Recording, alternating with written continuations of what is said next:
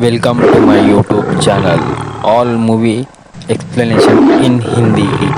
दोस्तों वैसे तो मैंने आज तक कोई भी इंडियन मूवी को एक्सप्लेन नहीं किया है, लेकिन आज मैं आपके सामने एक इंडियन मूवी को एक्सप्लेन करने जा रहा हूँ जिसका नाम है क्रिया, जो कि एक बहुत ही अच्छी मूवी है। वीडियो खत्म होने के बाद में मैं इस मूवी को अपने टेलीग्राम चैनल पर अपलोड जरूर कर दूंगा और फिर आप वहां से जाकर के इस वीडियो को देख सकते हैं। तो मूवी की शुरुआत होती है एक नाइट क्लब में, जहाँ पर जोरों शोरों से पार्टी चल रही थी और इस पार्टी में नील नाम का एक डीजे पार्टी सॉन्ग प्ले कर रहा था। इस क्लब में नील की मुलाकात सितारा नाम की एक बहुत ही खूबसूरत लड़की से होती है और फिर हम देखते हैं कि दोनों पार्टी के बाद में नील की कार में इंटीमेट हो रहे थे, लेकिन थोड़ी देर के बाद में सितारा ये कहती है कि ये उनके प्यार करने की ठीक जगह नहीं है और वो नील को अपने घर चलने के लिए भी कहती है। तो दोस्तों ऐसा ऑफर भला कौन मना करेगा। यहाँ पर सितारा नील से बड़े मॉडर्न तरीके से और इंग्लिश में बातें कर रही थी और जब सितारा का घर आता है तो नील उसे देखकर चौंक गया था, क्योंकि वो बड़ी सी एक हवेली थी। यहाँ पर नील सितारा से उसकी फैमिली के बारे में पूछता है, लेकिन सितारा उसे एक किस करके अपने घर में आने का ऑफर देती है। उनके घर में एंटर होते ही उन्हें वहाँ पर उनके घर की मेड मगदली मिलती है, जो कि बड़ी परेशान लग रही थी। और फिर सितारा जल्दी नील का हाथ पकड़ के उसे घर में ले जाती है, जहाँ का नजारा देख के नील चौंक गया था। घर के अंदर एक आदमी जंजीरों से बंधा पड़ा था और उसके आसपास एक पंडित, एक औरत और एक छोटी सी लड़की थी और ये लगातार कुछ मंत्र पढ़ रहे थे। असल में जमीन पर पड़ा ये व्यक्ति कमलकांत कुमार था, जो कि सितारा का पिता था, और पास में बैठी उसकी पत्नी तारा देवी और सितारा की छोटी बहन सारा थी और उनका एक पंडित, जो कि उनके परिवार से कई सालों से जुड़ा हुआ था। फिर सारा अपनी बड़ी बहन सितारा से ये कहती है कि उनके पिताजी की तबीयत बहुत ज्यादा खराब है और उनको कभी भी कुछ भी हो सकता है, जिसके बाद में सितारा भी मंत्र पढ़ने लगती है, जो कि नील के समझ में बिल्कुल भी नहीं आ रहा था। फिर बाद में पंडित नील को भी साथ में बैठने को कहता है और परिवार की प्रार्थना में उसे भी बिठा लेता है और हम देखते हैं कि यहाँ पर सारा नील को बड़ी अजीब सी स्माइल देती है। अब कुछ देर के बाद में नौकरानी मगदली नील को किचन में आने का इशारा करती है और नील यहाँ से जल्दी निकलने के चक्कर में वहाँ पर चला जाता है। मगदली नील को तारा देवी को पानी पिलाने को कहती है, क्योंकि जब से कमलकांत की तबीयत बिगड़ी है तब से उन्होंने पानी नहीं पिया था और ये हो सकता है कि वो सितारा के फ्रेंड का कहा मान ले। अब इमोशनल होकर नील भी पानी लेकर चला गया था, लेकिन तारा देवी उसे यह कहकर डांट देती है कि एक लड़की का दोस्त यमराज के समान होता है और उसके पिता अपनी आखिरी सांसें ले रहे हैं, इसलिए वो उसे जाने को भी कहती है। नील गिलास रखने के लिए किचन में जाता है, जहाँ पर बातों बातों में मगदली उसे पानी में कुछ जड़ी बूटी मिलाकर पिला देती है और उस पानी को पीते ही नील को अपने मरे हुए पिता के विजन्स आने लगे थे। मगदली बताती है कि नील ये सोच रहा होगा कि कमलकांत को हॉस्पिटल क्यों नहीं ले गए, जिस पर नील का खुद का ये कहना था कि मरते समय इंसान को अपने घर पर ही होना चाहिए, क्योंकि उसकी माँ भी मरते वक्त अपने घर जाना चाहती थी, लेकिन उसने उनकी एक नहीं सुनी और इस बात को लेकर वो आज तक पछताता है। अब नील मगदली से सितारा के बाकी परिवार का पूछता है, लेकिन मगदली बताती है कि वो यहाँ पर 15 सालों से काम कर रही है और अभी तक यहाँ पर उसका परिवार का कोई भी व्यक्ति नहीं आया है। कमलकांत की तबीयत जब से बिगड़ने लगी थी तब से तारा देवी पंडित जी के साथ पूजा पाठ में लग गई और ज्यादातर समय मगदली ही कमलकांत की देखरेख करती थी। फिर नील ये भी पूछता है कि सितारा उसे ऐसे समय यहाँ पर क्यों लाई, जिस पर मगदली का कहना था कि उसे किसी मर्द का सपोर्ट चाहिए होगा, इसीलिए उसे यहाँ पर लेकर आई। अब नील जल्दी से जल्दी यहाँ से निकलने वाला था और वो सारा को बाय बोलने जा रहा था, पर सभी यहाँ पर कमलकांत के पास बैठकर पूजा पाठ कर रहे थे। और फिर अचानक नील को फिर से अपने मरे हुए पिता का विजन्स आता है, जिससे कि नील परेशान होता है। वो जानने ही वाला था कि तभी कमलकांत अपनी आखिरी सांसें लेता है और मारा जाता है। सितारा अपना आपा खो चुकी थी, जिससे पंडित जी उसे शांत करते हैं, लेकिन सितारा को लग रहा था कि वो जिंदा है, क्योंकि उसकी नाक से खून निकल रहा है। अब पंडित जी का कहना था कि ज्यादा मातम मनाना ठीक नहीं है, क्योंकि उससे आत्मा यहीं पर फंसी रह जाती है, जिसके जवाब में सितारा पंडित जी को ये कहती है, तुम सब झूठी हो क्या? यही तो मैं चाहती हूँ। और सितारा की इस हरकत से तारा देवी उसे जोरदार थप्पड़ मारकर चुप कराती है और पंडित जी से माफी मांगने को भी कहती है। पंडित जी का कहना था कि अब कमलकांत को विदा करने का समय आ गया है और सितारा उन्हें नहीं जाने देना चाहती थी, वो बस उनका एक इशारा चाहती थी।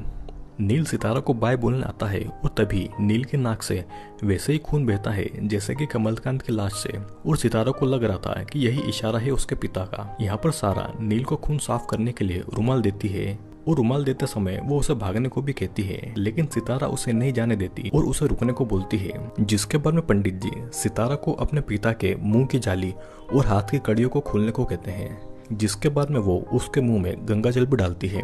अब फिर वो अपने मरे हुए पिता के रीति रिवाज पूरा करती है और पंडित जी के अनुसार कमलकांत की लाश को उत्तर की दिशा में रखना था। नील यहाँ पर मदद करने के लिए आता है, लेकिन तारा देवी उसे छूने से भी मना कर देती है और वहीं सितारा उसे अपने साथ बुला लेती है। अब पंडित जी सारा को मंदिर के सभी भगवान और नुकीली चीजों का मुंह घुमाने को कहकर ऊपर भेज देता है, जिसके बाद में वो सितारा को अग्नि जलाने के लिए बाहर बरामदे में आने को कहता है, लेकिन नील वहां से जाना चाहता था। सितारा नील को सबसे अलग ले जाकर हक करती है और उसे कहती है कि उसे उसकी यहाँ पर बहुत जरूरत है और अगर वो यहाँ से चला गया तो हो सकता है वो खुद को नुकसान पहुंचा ले। लेकिन नील अभी भी जाना चाहता था और सितारा उसके करीब आकर उसे सेड्यूस करती है और कहती है कि अगर वो यहाँ से गया तो वो खुद को नुकसान पहुंचा लेगी। फिर बाहर आकर वो पंडित के पास में आकर अग्नि जलाती है और पंडित एक मटके के अंदर सितारा का खून और थूक डलवाता है। इधर घर के अंदर हम देखते हैं कि नील तारा देवी से कमलकांत की हालत के बारे में पूछ रहा था, जहाँ पर उसे तारा देवी के चेहरे पर निशान दिखता है जो कि वो हमेशा से छुपा रही थी। तारा देवी बताती है कि उसके पिता की मौत के तुरंत बाद से ही कमलकांत बदल गया था, वो पागलों जैसे रहने लगा था और एक दिन तारा देवी जब उसे खाना देने गई थी तो उसने तारा देवी पर ही हमला कर दिया। कमलकांत ने तारा देवी को हर खुशी दी, लेकिन वो उसे बस एक लड़का नहीं दे पाया और सितारा अपने पिता से बहुत ही ज्यादा अटैच थी। यह पंडित जी का कहना था कि कोई बेटा न होने के कारण सितारा को ही उसका कर्ता बनना होगा और उसके पिता का अंतिम संस्कार उसे ही करना है, क्योंकि उनका कोई भी बेटा नहीं है और ऐसा हिंदू धर्म के अंदर बहुत ही अशुभ माना जाता है। यह नील तारा देवी से ये पूछता है कि अगर कमलकांत की तबीयत खराब हो गई थी तो फिर सारा का जन्म कैसे हुआ, जिससे सुनकर तारा देवी गुस्से में नील से कहती है कि वो यहाँ पर बस एक मेहमान है और उसे जाकर सारा की मदद करना चाहिए। सारा को अपने पिता के मरने का कोई गम नहीं था और वो ऊपर सिगरेट पी रही थी, जिसके बाद में नील उससे पूछता है कि क्या वो ठीक है और सारा कहती है कि उसे यहाँ से चले जाना चाहिए। लेकिन उसकी बहन सितारा ने नील को अपने साथ में इंटरकोर्स का लालच देकर यहाँ पर रोक लिया। सारा की बातें सुनने के बाद में नील को लग रहा था कि यहाँ पर कुछ गड़बड़ है और वो दोनों बहन उसमें फंसी हुई है। तभी फिर नील को वापस से अपने पिता के विजन्स आते हैं, जिसके बाद में नील सारा के पीछे पीछे जा रहा था और सारा अपने पिता के बेडरूम में जाती है। यहाँ पर कमलकांत के बेडरूम में नील देखता है कि यहाँ पूजा पाठ के बहुत सारे सामान है और उसके बिस्तर पर जंजीरें बंधी हुई है। सारा नील को बताती है कि वो अपनी बहन से 15 साल छोटी है और जब उसके पिता बीमार हो चुके थे और उसकी माँ पूजा पाठ में लग चुकी थी। सारा के पैदा होने पर कोई भी खुश नहीं था, क्योंकि सभी को एक बेटा चाहिए था। और यहाँ पर सारा एक राज नील को बताती है कि उसकी माँ यानी कि तारा देवी पंडित के साथ मिलकर उसके पिता को उल्टी सीधी दवाइयाँ पिलाकर कैद रखती है और तो और दोनों का चक्कर भी चल रहा है। तारा देवी उसके पिता की जरा भी देखरेख नहीं करती और कई बार तो सितारा अजनबियों से मदद मांग कर लाती थी। नील तारा को समझाने की कोशिश कर रहा था और दोनों में लड़ाई होती है और लड़ाई के दौरान सारा नील के करीब आने की कोशिश करती है कि तभी वहां पर सितारा आकर सारा को वापस से भेज देती है और अपने पिता के कमरे का दरवाजा लगा लेती है। अब सितारा नील से शुद्ध हिंदी में बात करने लगती है और वो नील से भी बड़े अजीब तरीके से बातें कर रही थी और बातों बातों में अपने पूरे कपड़े नील के सामने ही उतार कर वो नील को सेड्यूस करती है और वो उसे प्लेजर भी देती है। और सारा ये सभी चीजें बाहर से सुन रही थी।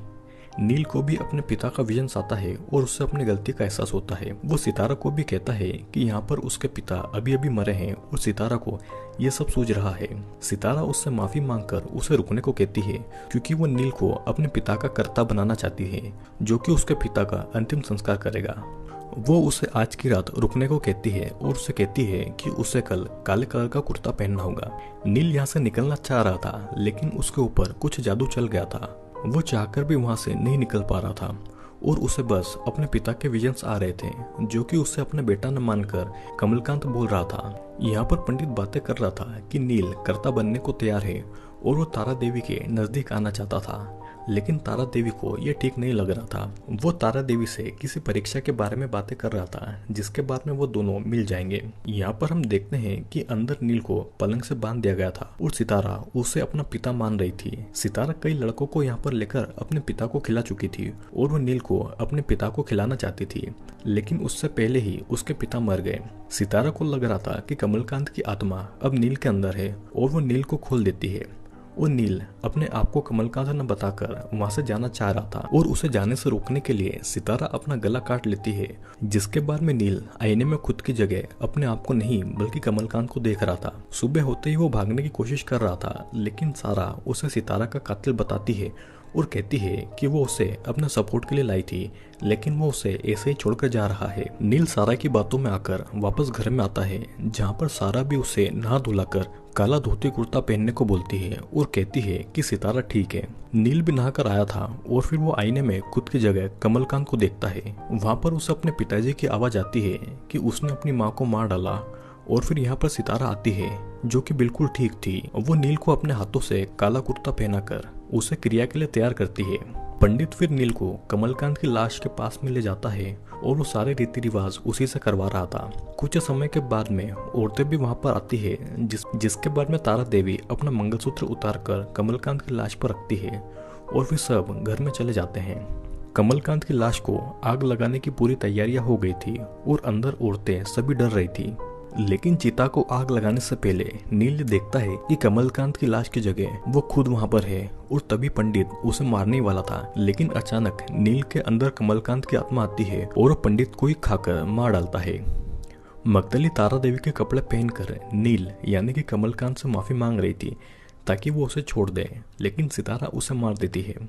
सितारा नील को कमलकांत कहती है और पीछे से तारा देवी बिल्कुल सितारा के जैसे हाव भाव लेकर बाहर आती है और फिर सारा भी सितारा को माँ कहती है।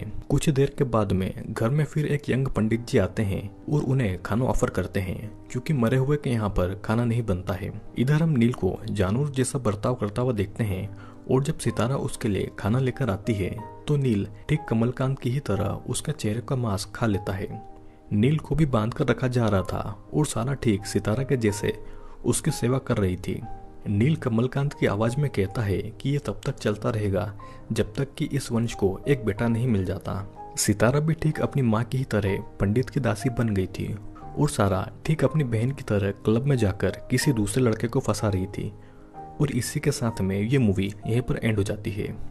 दोस्तों, असल में कमलकांत के परिवार को एक श्राप लगा था और ये श्राप कहां से आया और कैसे लगा इसकी मूवी में कोई जानकारी नहीं दी है। इस श्राप के कारण कमलकांत एक खुकार मांस खाने वाला आदमी बन गया था और उसे मुक्ति तभी मिलेगी जब उसका अपना बेटा उसकी चिता को आग देगा। कई पीढ़ियों तक उनके यहाँ पर कोई बेटा नहीं हुआ और तांत्रिक क्रिया करके कमलकांत और तारा देवी अपनी आत्माओं को दूसरे लोगों में डालकर बेटा होने का इंतजार करते रहे।